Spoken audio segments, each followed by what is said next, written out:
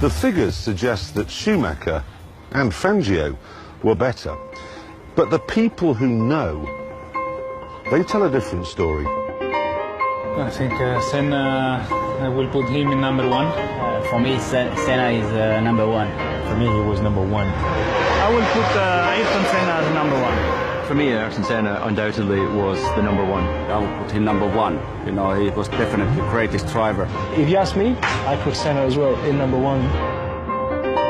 Martin Brundle, who raced against the Brazilian for 11 years, is well qualified to explain why Senna was the ultimate driver's driver.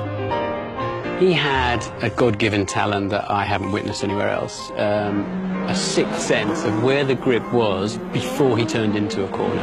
If you look at this Lotus here, even when it's going in a straight line, it is dancing. Absolutely. And there. You look at these and you think, Here we go. I can't do that. I think Senna's ability to be able to drive completely on the limit. Some of the laps he did, we know, were unbelievable.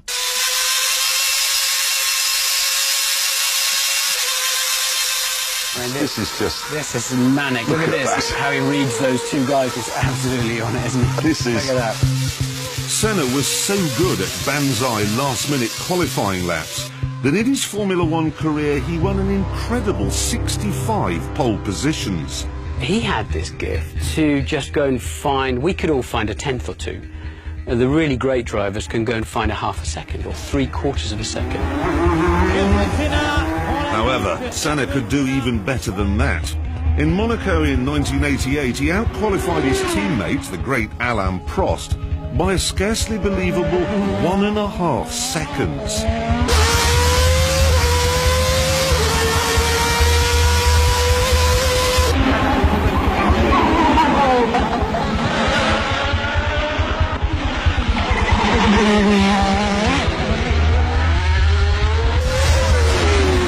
Nobody in the end wanted to spoil Senna's pole lap. And when you saw the day-glow McLaren and the very bright helmet of Ayrton Senna, he would come through and we literally jumped out of the way. You didn't want to be the one they all talked about as having blown the lap that the whole of the Grand Prix venue was looking forward to.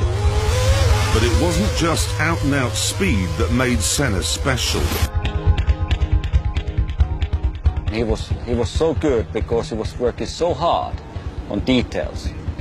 And I improved the car also there and there, but he went in the fine details. That's why it was fantastic. Yeah, the worst is here. The worst is the second chicane and the third chicane. But it's because the asphalt goes like this, in the third chicane and it's like this. In the second chicane is becoming bumpy. And if I think back to when I was his test driver at the beginning of the '94 season, after the second day he had a small incident and tweaked his neck, and that was it. The test was over as far as he was concerned. I came in the following day and he was there in the morning. I thought, oh, okay, he must have made a miraculous recovery.